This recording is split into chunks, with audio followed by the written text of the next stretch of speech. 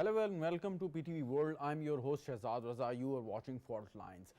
Recently, a wave of terrorism again engulfed the country. Recently, we saw the very unfortunate incident occurred in Akora Khaddagman in Jamia Ulum Haqqaniya. There was a suicide blast, and Hamidul Haq Haqqani, the deputy principal, you can call it, of that madrasa, he was killed in that suicide blast along with 8 other people, and there were several injured.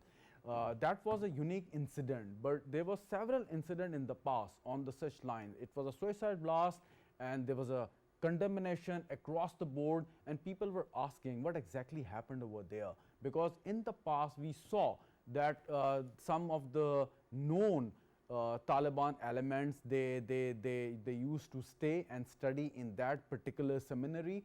And one more important thing, whenever we talk about the recent wave of terrorism, so the terrorists, their facilitators and whoever their planner were, they were targeting the security forces in Pakistan. And it's a unique incident, at least in the recent past, when they targeted a very well known and a famous seminary. And that's why there were condemnation across the board. Prime Minister Shehbaz Sharif also condemned the incident, that what exactly happened. Since the beginning of the war against terror, especially after 2001, Pakistan made so many sacrifices. We lost more than 80,000 lives, civilians, Pakistan's army and security forces personnel, officers, and we lost billions and billions of dollars in terms of the economic losses we suffered because of this war against terror. But as we say that we were and we still are a resilient nation, we stood by the challenges and we faced all those challenges, and until 2018 we almost managed to curb this menace of terrorism and extremism, not extremism but terrorism. But after 2018 there was a shift. There was a shift in the policy of that government in time, and that because of the same very reason that we are seeing all this menaces coming back in our backyard and almost threatening us and facing us once again. And so why are we saying all this? Because once you take a decision, you stand by that decision, but once that decision is reversed, you face such challenges and you face such threats and you face such problems that they are really not unsurmountable. And this is the main topic that we are going to discuss: when we shift the policy and what kind of challenges and what kind of threats and what kind of the negative repercussions we face because of the shift in that policy since the 2018. And that exactly what Prime Minister Shehbaz Sharif uttered while he was speaking to a ceremony today. But before we let you know that what Prime Minister Shehbaz Sharif has to say, I will introduce the guests that we are having in this program today. And we have Dr. Sundus Mustaqim in our studio. Thank you very much, Dr. Saiba, for joining us. General Zahid Mahmood, he is joining us on the video link. He's a known defense analyst. And Salman Javed, he's a director, Pak Afghanistan Youth Forum. He's also with us on the video link. Thank you very much, Salman Saab, for sparing your time as well. Before we start our conversation and our discussion, let's go back and listen to what Prime Minister Shehbaz Sharif had to say while speaking to a ceremony today on the specific issue of terrorism and that particular incident that happened in Akora Khadak a couple of days ago. मदरसा हक्कानिया में अंदोनाक वाक़या पेश आया है। दहशतगर्दी के नतीजे में जो बॉम्ब अटैक हुआ है उसमें मौलाना हामिदुल हक साहब वो शहीद हो गए और कुछ और पाकिस्तानी वहाँ शहीद हुए हैं। ये वाक़या इंतहाई दिलखराश वाक़या है और पूरे पाकिस्तान में मैं समझता हूँ कि करोड़ों लोग अफसरदा हैं और हम सब मिलकर इसकी शदीद मज़म्मत करते हैं। मुझे यकीन है कि केपी हुकूमत फिलफौर जो कातिल हैं, जो दहशतगर्द हैं, उनका फिलफौर उनका अहाता करेगी उनको और गिरफ़्तार करके उनको कारवा की सज़ा उनको दी जाएगी। क्योंकि दहशतगर्दी जिसका 2018 में मुकम्मल ख़ात्मा हो चुका था और ये आसानी से इसका ख़ात्मा नहीं हुआ था, 80,000 पाकिस्तानियों ने शहादत का जाम नोश किया था। अफवाज पाकिस्तान के जवानों ने, अफसरों ने, उनके बच्चों ने, आम शहरी ने, केपी में, सिंध में, बलूचिस्तान में, पंजाब में, माओ ने, जवानों ने, डॉक्टर्स ने, इंजीनियर्स ने, ट्रेडर्स ने, ताजरों ने और सियासतदानों ने कुर्बानियाँ दी। तब जाकर 2018 में इसका मुकम्मल तौर पर कलाकमा हुआ। बदकिस्मती से हालिया सालों में इसने दोबारा सर उठाया है। उसकी वजूहात हम सब जानते हैं, लेकिन मैं यहाँ पर उसकी तफसील में नहीं जाऊँगा।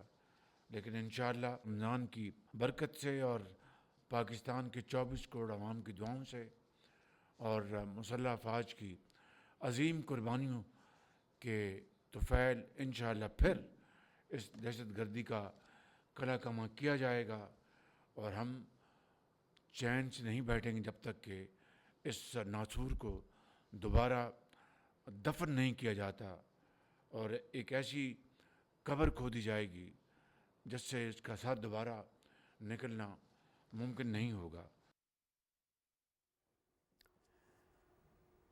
Prime Minister Shehbaz Sharif was speaking to a ceremony, and he was basically giving a review of what exactly happened before 2018 when there was a government by Pakistan Muslim League Nawaz, and there was a change in government and there was a change in the policy, and he was in fact regretting that how that resurgence took place, and we almost got rid of terrorism, but again we had to face the same challenge once again. General Zain Mahmood Saab, if you are listening to me, and I literally would like to ask you, what happened in 2018? What exactly we did to get rid of terrorism? Almost got rid of terrorism, as Prime Minister just suggested. And what happened after 2018 that we are again facing this menace? I mean, are we going to reinvent the wheel again, as Prime Minister suggested? What exactly happened? There was where there is a flaw. This is exactly what I am trying to ask you here. Bismillahirrahmanirrahim. Shehzad, thank you very much for the invite. Look, if we'll have a look at the past, of course, the policy in 2018 was a little confusing policy, to be very honest. Commenting on that policy in totality or after analysis, sometimes it is little difficult because we don't have much of the intelligence with us, or most of the intelligence was not shared. Though we were in the institution at that time serving Pakistan Army, but that sharing of information was at a certain level, and then there was a political leadership who were having kind of a feeling of having a dialogue with these people, rehabilitation of these people. But unfortunately, we as a society have failed to understand. Rehabilitation of what, General Saab? General Saab. Rehabilitation I of mean, those giving people. chance to those terrorists, giving chance to those Khawarij, giving chance to those fitna Khawarij people that they should come back, they can come back and be part of the society once again and Correct me start if I am living wrong. as a General Saab, hold on. The Prime Minister in that point of time used to take a credit, and he was proud of the moment, and he was telling us time and again that both the civilian and military leadership were on the same page. So we believe that they were on the same page on this very particular issue as well. So if that policy was to rehabilitate those militants and Khawarij, that was basically a policy given by both civilian and military leadership.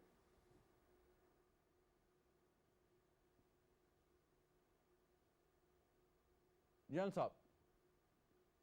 Sorry, I missed last part of your question, but Shehzad, we as a nation must understand that wars are fought by the military, civil leadership. Remember, war is not a simple phenomenon that it can be left alone to the generals and the military. Remember this. Wars are fought by the nation. Thank you so much for led quoting. by the. Thank you so much, General Saab. Thank you so much for quoting Winston Churchill on this. But My question, Yeah. when the decision was made to rehabilitate those terrorists and those miscreants and those Khawarij, whose decision was that? Civilians, military leadership, or the decision was mutual? I got it.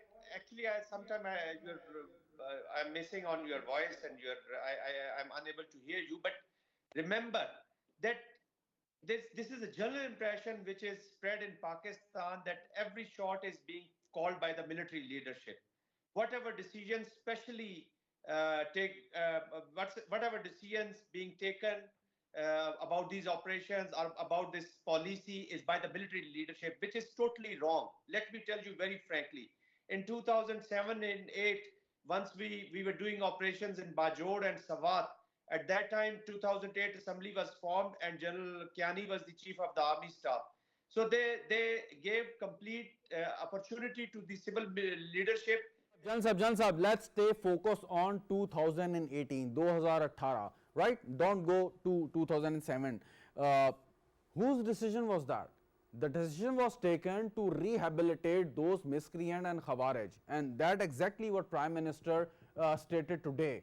So that was the decision was taken, and he did not go into the details, but he said in 2018 we were almost successful and almost got rid of the menace of terrorism in the country. But again, there was a resurgence. Who is exactly responsible for that according to your estimation?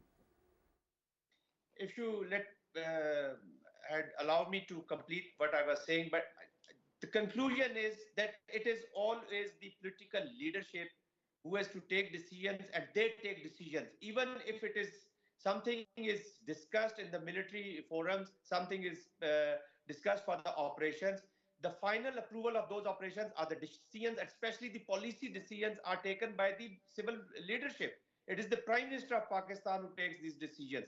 And of course, even if this was... You are absolutely right that it was the responsible of the Prime Minister and the civilian leadership to take the decision. If he was given the advice of rehabilitating those miscreants and terrorists, but it was the Prime Minister's duty to accept or decline the suggestion what was made. Thank you so much. But stay here. Let me add here Dr. Sundus Mustaqim, what she has to say. So, the decision was made in 2018, as Prime Minister suggested today. We almost got rid of the menace of terrorism, and later on there was a resurgence, and now we are again struggling. And there was an incident, and very specific and very cruel incident, when there was a suicide bomb blast in a very known seminary, and the deputy principal Hamidul Haqqani, very well known figure, a political personality, he was killed in that incident. There was a across the board condemnation. So you think that we are almost paying for the mistakes that we committed, or we made in the last 4 or 5 years? Because we made so much achievements, but all of a sudden that we are facing all these challenges and threats. Definitely, because these are the consequences of the previous government's mistakes, I would say. I'm sorry to say, allow me to say, because the previous government and the establishment, I guess, they were not on the same page. They were on different pages, actually. According to the establishment, they still want to get rid of all those Taliban, those who are actually perpetrating the terrorism in Pakistan. But according to the previous government, they mistakenly thought that the negotiations and the conversations and communication can be the solution. So that was a mistake of the previous government, because they wanted to have good conversation and good negotiations with the Taliban, actually. I'm not saying it was their mistake at that time, but they thought, as I said, mistakenly thought that we need to have this good friendly relations with all our neighboring countries, including the Afghanistan. So let's talk to them, let's have good friendly ties with them, let's have this good conversation with them. And that was the mistake, because the government, the Afghanistan's government, is not only based on the good Taliban, but those TTP is actually the Fitnatul Kharij, is actually in the baseline. Okay, one question, one philosophical question. For instance, if a government makes a decision and in future that decision turns out to be a wrong decision, so should we call it a mistake or a miscalculation? The difference between a mistake and miscalculation, what do you think that we should miscalculation? Call it? Miscalculation. Because no one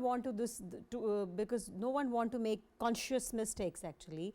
So actually, the consequences of the miscalculation, we call the mistake. How can you, okay, fine, let me interject here. How can you call it a miscalculation when you know that you are going to bargain with the devil? You are basically giving a clean sheet to the people who were involved in the massacre of our children. You know, take for example the culprits who were involved in the massacre of the students in APS. Take for example the people who are involved in the killings of so many civilians. So you think that is a miscalculation? That a is the mistake, only or reason our military actually conduct this military operation. That is the only reason. They don't believe in we wish and we pray and we hope. That is the reason that we don't want to rely as a courteous nation on hope and on and all that stuff. We want to conduct this hardcore military operation. That is the only way. That is why we don't rely on we Pakistani being a courteous nation, because we want to have this good friendly relations with our neighboring countries. That is why military has to step in, because they don't miscalculate certain so things. have we drawn a line now that as Americans say that we don't negotiate with the terrorists? I mean, it's just a watchword, it's a cliche. But you think that now we have drawn a line that we say that we are not going to negotiate with the terrorists at all, no matter what? You think that we have made a decision now? Not yet. We are. Not yet. Why not? I mean, we as a nation, because again, I always say that we lack this into institutional integrity. Okay, we always want to make this certain decision, but somehow, for example, if our military takes certain decisions, our government step in and all that stuff, because we need to have this institutional integrity so that we can make this decision. I always say in all of your programs, I always say the military solution is the only solution. Okay, so but again, in your program, different guest stars have different point of view. So in our institutions, for example, if a military take this strong decision, then military solution is the only military operation is the only solution. But again, somehow, somewhere, some party step in while saying that we still need to conduct this conversation and communication. So I think we still are not on one page. all right. Salman Javed Saab, whatever is happening in Pakistan, and we were referring to that very specific incident that took place in Akuda Khatak, is directly a result of what is happening in Afghanistan. Afghanistan right now is a place and a safe sanctuary for all these non-state actors, terrorists, militants, and all these conspirators, anti-Pakistan forces which want to, see Pakistan destabilize, and they are using such elements as their proxies. So you think that it is directly, we are directly facing the brunt of whatever is happening in Afghanistan, and since Afghanistan at this moment, at this point of time, is almost a lawless country. So what would you say that how can we deal with such a threat when we don't have the access to all those lawless areas? Although we did some surgical strikes in the past, but that might not be the exact solution to deal with this situation. So how can we deal with this, and how can we survive such a threats facing us right in our face? Salman Saab.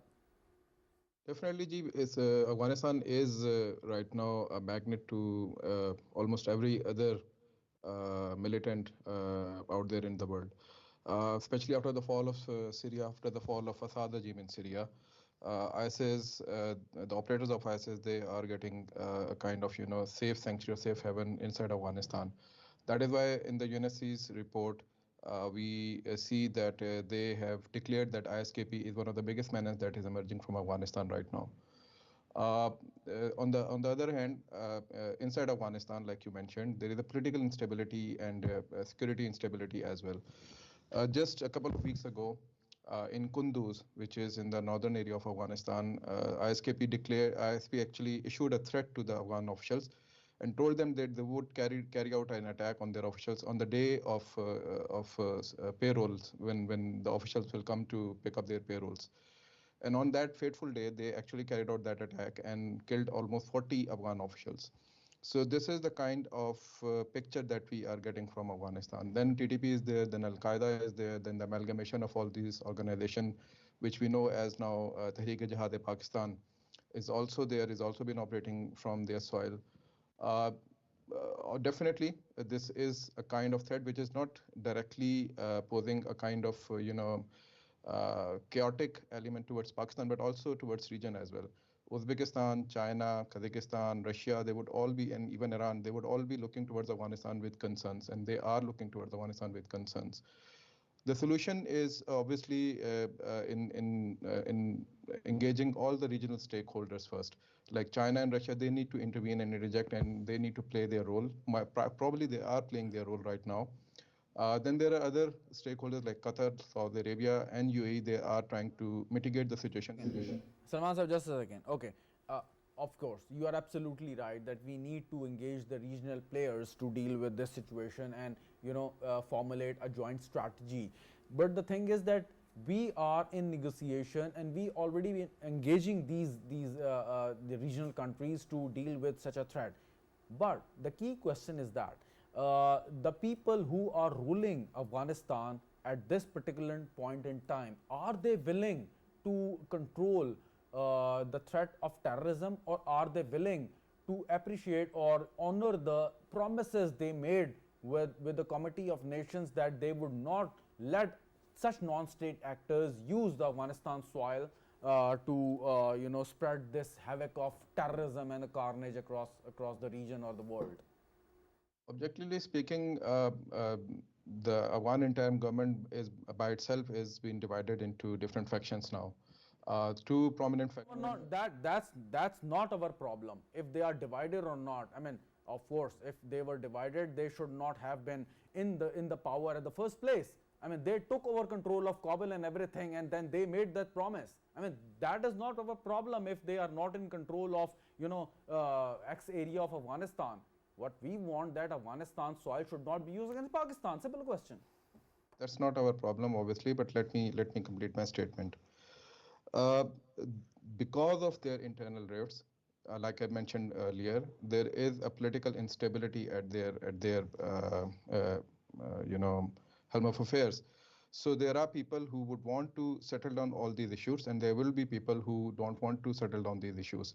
And those who don't want to settle down these issues, those who want to use all these organizations or elements as a proxy against other countries, politically against Pakistan, are right now. Is this our fault? Is this our fault that they are not in control 100% in their country, in their territory? Is this our fault? Also, are we suggesting that we should be getting rid of the government in Afghanistan? Obviously, that's not the solution. We need to, like I said earlier, engage. What I am asking, sir, very respectfully, that if they are not in control of the areas and the people who are living inside Afghanistan, so this is not our fault. What we want from them is that their people, their soil should not be used against Pakistan. That's it. Simple. Might be a mechanism to carry out such an activity. That mechanism lies in obviously in using kinetic and non-kinetic both elements. Kinetics we have already used. We are capable of using it again, and we will use it again because we are very clear about it. But as far as non-kinetics are concerned, they are also in place, and Pakistan would engage with the regional stakeholders to carry out those.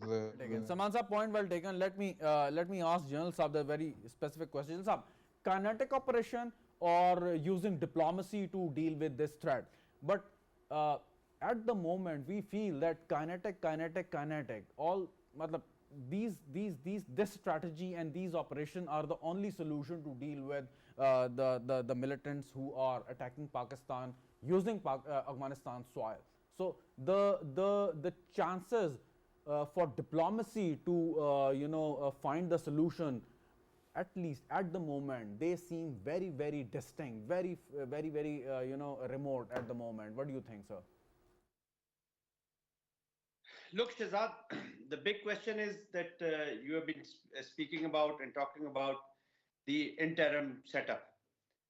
We have to see that interim setup is a part of a problem or a part of a solution.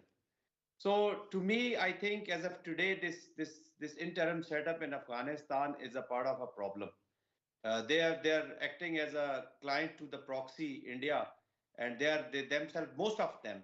This government has not come through a popular democratic process. So this is not a government of the, I mean, the statesmen governing this Afghanistan. These are the people who have been. Can you explain one thing before you go any further?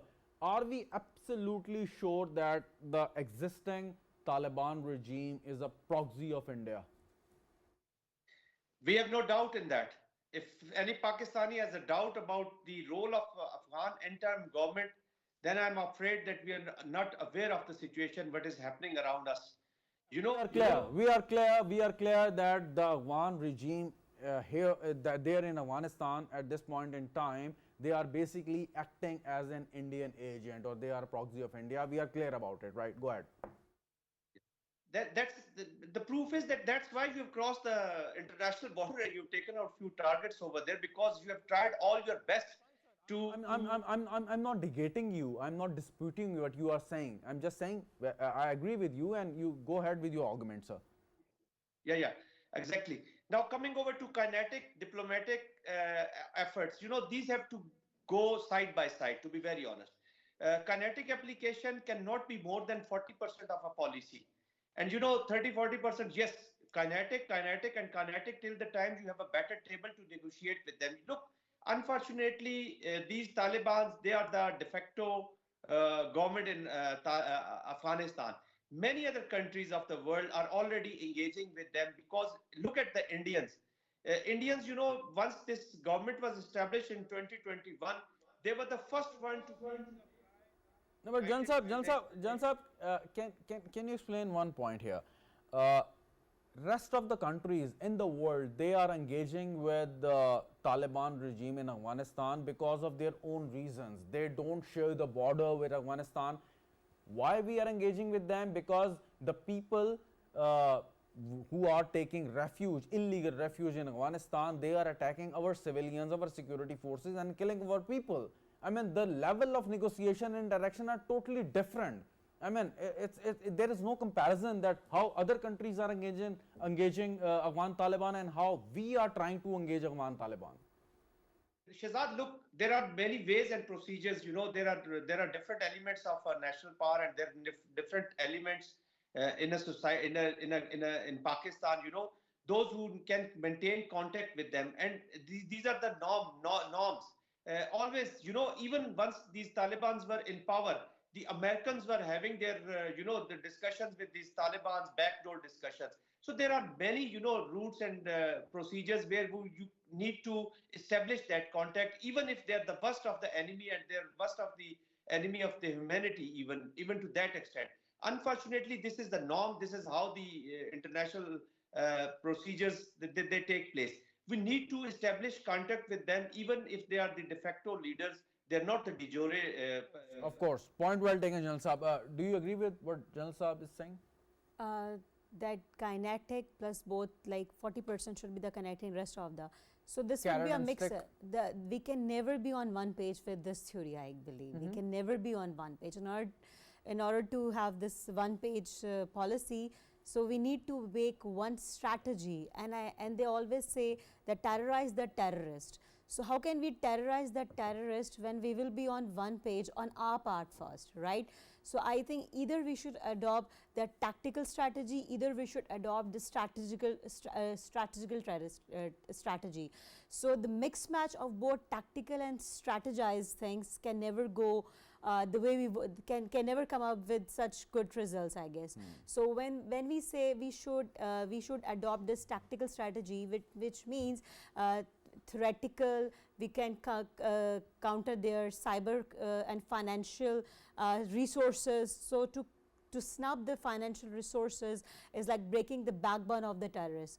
But in terms of hardcore kinetic and hardcore, I would say the tactical or the main ground field strategy means to have the military solution. No, but so we will remain in a very confusing state if we'll divide into 30% or 20%. Yeah, that's fine. But I mean, I don't know why don't we have this clarity, because as General Saab suggested, on the eastern border we have India, right, and the Modi Sarkar, and we know their design against Pakistan. On the other hand, we have a Taliban regime in Afghanistan, which in fact is acting as a surrogate of Modi regime in Because India. they have strong diplomacy. Of course, whatever, the diplomacy or financial interest or anti-Pakistan feeling, whatever you call it. But in fact, we have two Indias, one on the eastern, one on the western border across Pakistan. So dealing with the two countries, dealing with two Indias on our eastern and western border, what do you think that Then why how don't we can have we the clarity? miscalculate? I mean, how can we not having the clarity despite having the fact that we have two Exactly, Indias because to it's deal with? very well clear about how can we have this miscalculation now that they are our brothers or Muslim country and we are supposed to be courteous. So we should come out of this fool's mindset or this fool's paradise that they are our Muslim brothers and we should develop these good friendly ties with them. They are as equally dangerous or even far more That's dangerous true. than our clear-cut enemy like India. Okay, so we know how RAW works. We know how TTP is actually working over here. We know how the RAW and TTP both collectively in the name of BLA or TTP is working in Balochistan and KPK altogether. So I think this percentages is actually will confuse us even more. So we should stay 100% clear that we need to adopt either tactical strategy or the kinetic means or whatsoever. So I think we are supposed to remain on one page in terms of strategize, and I think terrorize the terrorists should be our strategy. Terrorize the terrorists, wow. Salman Saab, the thing is, of course, we are not talking about the ordinary people of Afghanistan here. Of course, we have strong personal ties with them. I mean, they used to live here, and you know there are so much cultural similarities between Pakistan and Afghanistan. So we are not talking about the ordinary citizen of Afghanistan. We are talking about the people who are at the moment at the helms of affair in Afghanistan. Right or wrong, that is another debate. But my point is that when we know that these people are allowing Pakistan's enemy to target Pakistani civilians, Pakistani security forces, killing people here in cold blood, and they are having, you know, sanctuaries and the safe haven in Afghanistan's territory, then why shouldn't we deal with them just like we deal with India? We have, you know, we know that India all the time is trying to destabilize Pakistan. Of course, they are using Afghanistan. Now, Afghanistan, the Taliban regime, they are using, India is using Taliban regime as a proxy to destabilize Pakistan. Every day there is a threat, and our security forces are dealing with such similar threats. So many intelligence-based operations, so many successes that we make every day, but they don't get space in the newspaper and the mainstream TV channels just because of our intelligence agencies. So the point is that why should not we deal with our neighbors on the western border just like we deal our neighbor on the eastern border? General Saab would want to add something before I start, if he's raising his hand, if you kindly take. Okay, Jan Saab, you want to say something, and then I go to Salman Saab, and Dr. Sundas is also adding something, but Jan Saab, you first. Yeah. Thank you, Salman, for giving me opportunity. Shahzad, I'm sorry. I just wanted to clarify that please don't confuse my point. I was saying that this military strategy is, you know, it is 40, maximum is 40-50% of the policy, 30-40. I'm not saying that you do 40% military and 60% diplomacy. Even if you kinetic has to be applied 100% till the time it is kinetic. So kinetic has to create an. You're very direct. Jan Saab. Oh, fine, I got it. But in a very simple word, a layman question. For example, somebody, a person, is trying to burn your house, trying to kill your family. I mean, asking a personal question. How would you deal with that person? Of course. But you know, if that person is living in my neighborhood, and even if I take out that person who has burnt my house and his rest of the brothers and sisters, they still will continue as my neighbor. So I'll have to strategize my response in a very meaningful manner, you know, because I can't change my. For example, I'm the culprit. I'm the person who is going to burn your house or trying to burn your house. So you are going to give me a chance to sit on the table and negotiate that please don't burn my house, or what? You guys are confusing my point. What I want to say is that once the kinetic is applied, kinetic has to go 100%. That's why Pakistan military is going across the border and taking out targets, even at the cost of. Just go 100%. Why are we just pushing the trigger, pulling the trigger at the 40% strength? Why not waiting for the 100% power and then pull the trigger? This war is not that's what this that's what war is Shehzad, not a, I mean, joke, or it's not a small thing. Whole of the nation has to stand behind the. If tomorrow you have a government To burn your house, somebody is trying to, and in fact succeeding killing your innocent civilians, your children, your women, your elderly, your security personnel, then how can we just say that let's come and sit sit and hold some negotiation and discussion? Well, I'll get back to you on this. Jalsa, Dr. Sundas, you want to say something? Yeah, why we are still unclear between those two countries, because India is our open enemy. We have fought so many wars, okay? There has to be clarity, right? No, but in Afghanistan, even the current Taliban government, they don't believe on Durand line, like what happened in 1947. Still these Afghanistan people and the current government, they don't believe in Durand line. So what we will do now? At one side we have those are brotherly country, Muslim countries who don't consider this line. They still consider Afghanistan and Pakistan is like a one country. And on the other side we have India as an open enemy. Right. That's why we are unclear. We can never be clear because of this emotional, I would say, the blackmailing thing, because of they are the Muslim country and they are brothers. They don't believe in the line. They still think Pakistan and Afghanistan are the true brotherly countries. So how can we calculate them as like our enemy? That's why we have this miscalculation, because we didn't want to fight with Afghanistan. We don't want to fight with Afghanistan. We have fought so many wars with India, but because it's a Muslim country, Afghanistan, it's a neighbor country, we don't want to fight with our Muslim brothers, of course. But in the name of brotherly relations, in the name of good friendly ties, what they are doing, they are actually spreading terrorism in our roots. So that's why we are confused. But what difference does it make? I mean, if Afghanistan is a Muslim country, but still, if they are allowing terrorists to operate from their territory and killing our civilians, I mean, what difference does it make? That makes us think to have this kinetic means. So that's why we are confused. Okay. And we will remain on this confusing situation until we will clarify this Durand line. Okay. Salman Saab, your take on this? Sorry. Look, when we talk about India and we compare it with Afghanistan, who said that Pakistan's relation with India, despite of all what is happening between India and Pakistan, has gone down to the drain? Have we closed their embassies? Have we sent back their ambassador to the India? Have we called back our ambassador from India or Delhi? We have not. Diplomatic channels are there for a reason. If we want to go on a war, even in wars, you do not cut off everything and every diplomatic channel. That is what is the meaning of the whole strategic element or policy which has been laid down by the policymakers. And what General Saab is trying to say over here is that when you apply kinetics, you go with full throttle, you take out your enemy, and you produce a conducive environment in which then you sit, you put your enemy across the table and ask him to negotiate with you on your terms. That is what Pakistan is trying to do.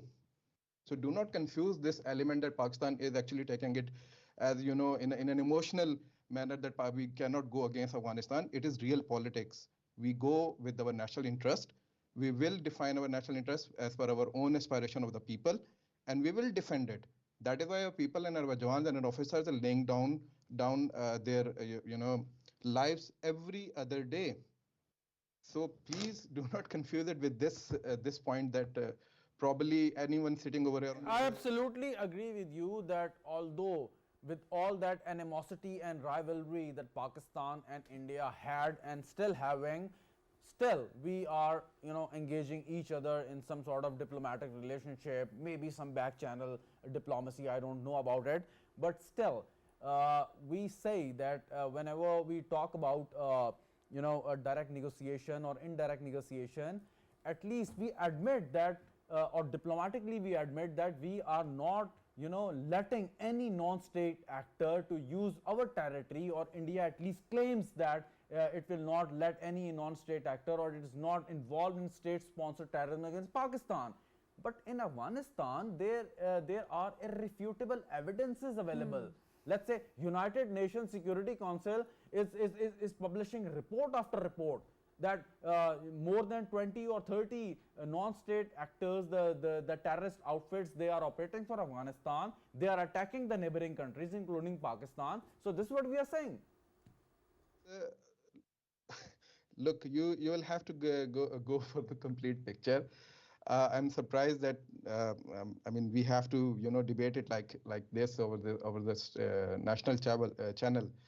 Uh, there is no doubt about this fact that the proxies sitting over here, be it TTB, be it ISKP, be it ETIM or Al Qaeda or BLA or Majid Brigade, they have been funded by Indian intelligence agency. We all know that. We have submitted dossiers after dossiers to the international forums in the previous governments as well as in this government as well.